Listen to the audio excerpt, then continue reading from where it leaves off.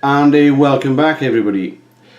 I have to apologise before we carry on with the review of the brand in hand and say that I haven't been well. I might seem omnipresent on the group, but typing is easy on an iPhone. Doing reviews isn't so easy, especially when you do them as I do. I try the watches out first.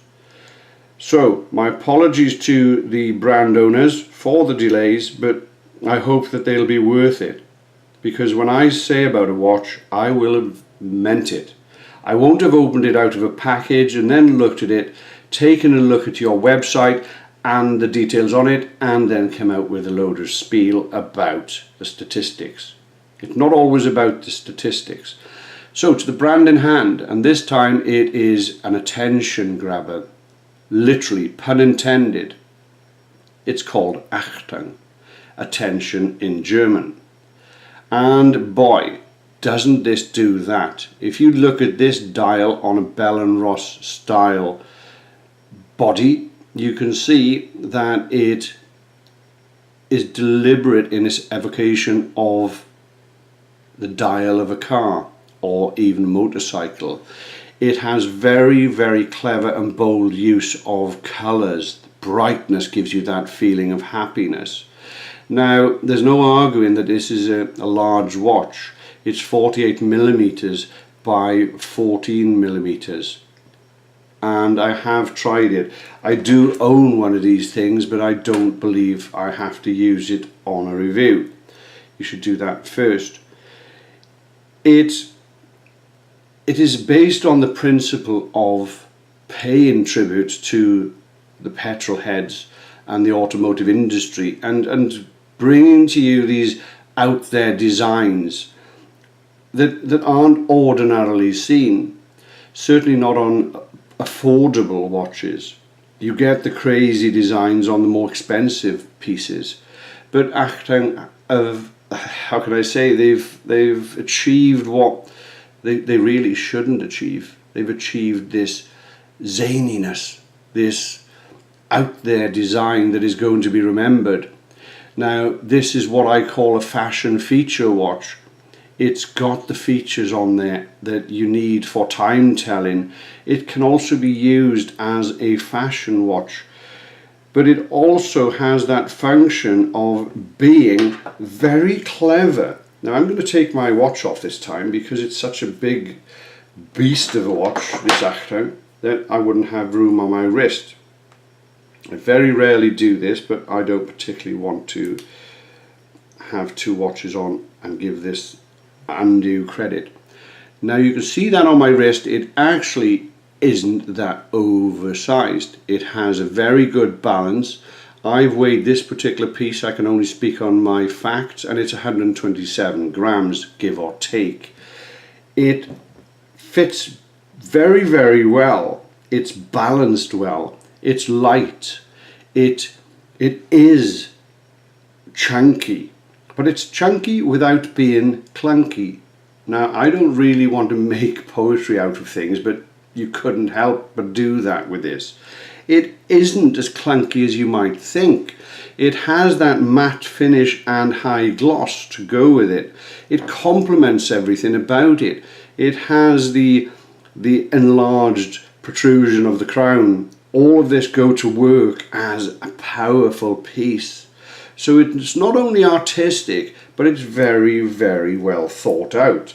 The designers, I have to say, really do need to be given a pat on the back for being bold enough to bring to the market a much needed breath of fresh air. It has the general statistics now of the 316L grade steel and the Seiko Workhorse NH35A. It has what we call the museum back. It has all the little attention to detail, the buckle with the laser engraved etching of the Achtung symbol. It has it on the real leather strap, which I think is probably one of the best features of it. Very Recaro-like, as you'd see in a Porsche, and that part again blends into the tribute to the automotive industry. And I think that that's where this design is heading. It's heading for the petrol heads. It's heading for that niche of millions of users actually that want to have something that fits in with their other pastimes, because not everybody is a watch enthusiast alone. We usually have one or more hobbies and pastimes. So I can tell you, if I was to go on a motorbike with this, it would actually provide quite a clever feature. The fact that it does have that depth allows it to protrude out of my leather protective suit. So that 14mm deep is very well thought out. The brightness of the dial again stands out, because travelling at speed it wouldn't always be easy to read the time, but the oversized markers in brilliantly bold colours afford you that ability. So what can I find negative about it?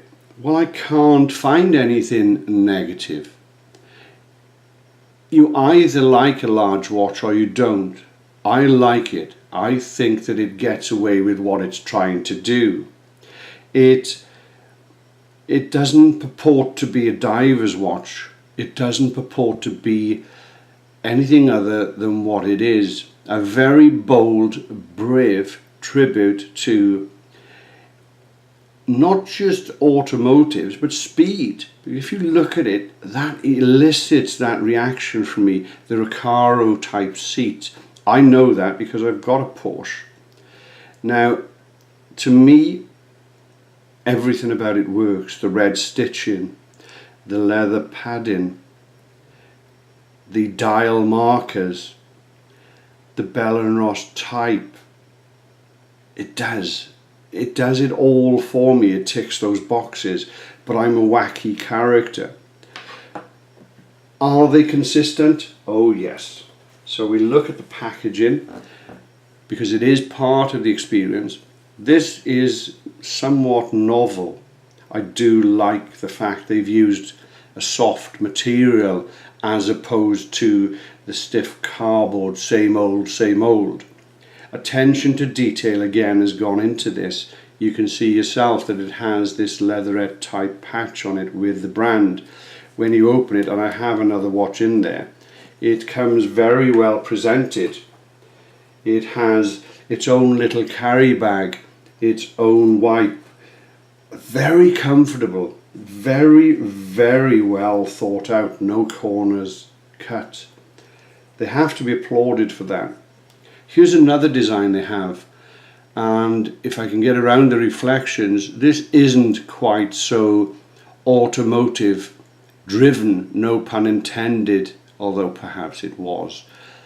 It has less features, but more of a pilot style design.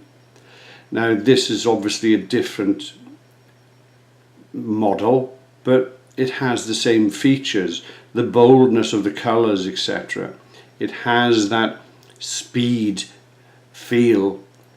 I could see this being worn in any type of event that's associated with fashion, because these are fashion statements, this type of piece. You'll have to excuse the reflections. They are outlandish. They are clever. They do break the mold, and I think that the watch industry needs the Achtungs of this world. We are getting tired of the same monotony with designs. You only have to go on the Just About Watches group and see how many different designs are now being shown because there's a demand for them. How many times there are arguments or cries of homage, copy, fake. No, they're not fakes. They're homages. This is a homage to the Bell & Ross design, but the features and design of the face are certainly not. They are unique to Achtung as far as I've done quite a bit of research. So unless I can be proven otherwise, I believe that this is the only design of its type out there, and I applaud Achtung for it. So statistics, well, really you can go over these until the moon turns blue, and that's not very often. It has the 316L grade steel. Some of the pieces come with black PVD. Now you got the soup, even though these indices, and I can't get the words out properly with this morphine, the indices are very brightly coloured. They're nevertheless still coated with superluminova, and it's a high quality. The custom cut sapphire has anti-glare coating, top, front and back case. It is a very healthy 48 millimeters in diameter, 14 millimeters deep.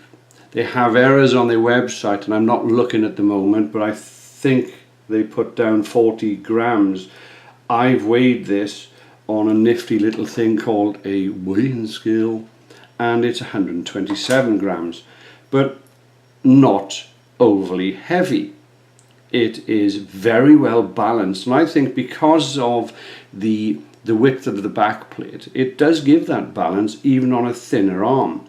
And if you look at one or two of the lady members that have posted these in the group and on their fantastic Instagram, pictures on there to die for, you can see that these lesser bodied, so thinner people actually get away with wearing this.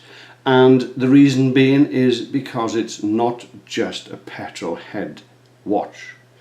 This is a fashion statement in its own right. It speaks out at you. You look at the youth of today and they all wear bright red trainers and crazy designs. They're not living in the 60s, 70s, 80s and perhaps even 90s. This is fashionista. This is going forward. People are making statements. They are being bold. So I'm never going to criticize somebody that has the audacity to do that, to challenge conformity. So well done. I didn't mention the Seiko NH35A, as you can see from the back, but I have now. And if I did earlier, I'll blame it on the morphine. It has very good quality to it. It is very affordable. Would I buy it? I have.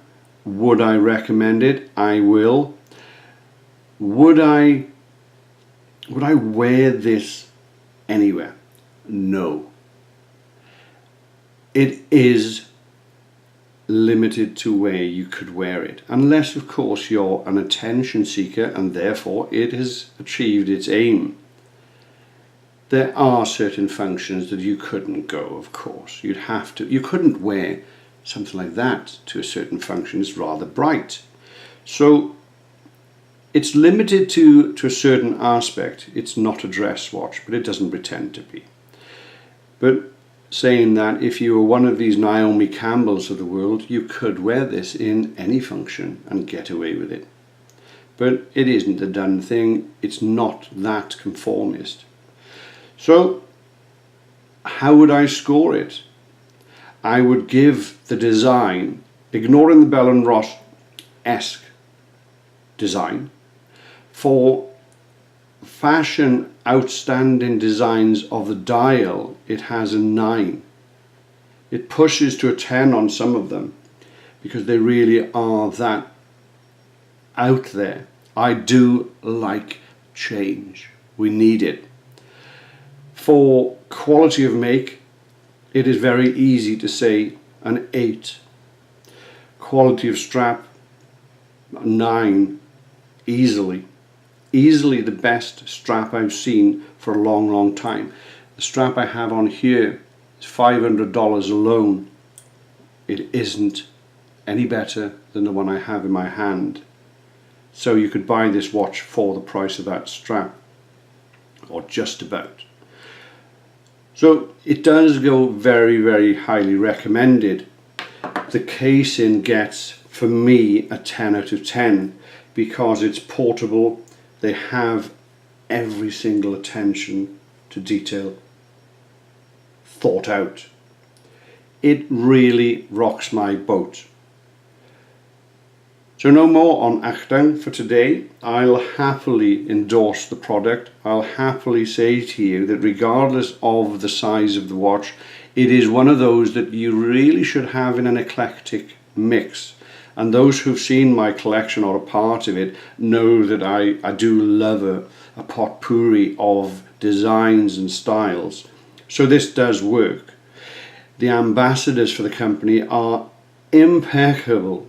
They are the nicest people you wish to meet. The brand support is all that counts as well, because it's all well and good buying a piece, but if you haven't got that support, you can forget it. You're fighting an uphill battle. Everything is in place for the Achtung. Thought process, the business model have all been taken to the highest level of due diligence. So well done. Okay, I've finished with this one. I'll make a point of telling you that I don't do statistics without my little measuring gauge, just like everybody else It seems to be the vogue, doesn't it, that people feel the need to become scientists or engineers. I already do my homework before I do a review. So, my sarcasm aside, I would like to issue my usual caveat and my usual commentary on the fact that Just About Watches isn't just about watches. It is about brain tumour and cancer, research and awareness for the brain tumour and cancer that I'm struggling now with the morphine and the pain that so many of us suffer with. You're not going to go untouched. Don't fool yourself. 9 people out of 10 will in some way get affected by these dreaded conditions. Just About Watches is on a mission to raise that awareness, to raise funds so that we can help people that can't help themselves. We can get cures or treatments for these horrible conditions. And I can tell you, I'm struggling at this moment to finish this off, that it isn't nice. So please support the channel and the group. Simply subscribe, share, show that you care. I'll wish you all a good morning, good afternoon, good evening, good night, wherever you are in the world. Most of all, I hope you stay well.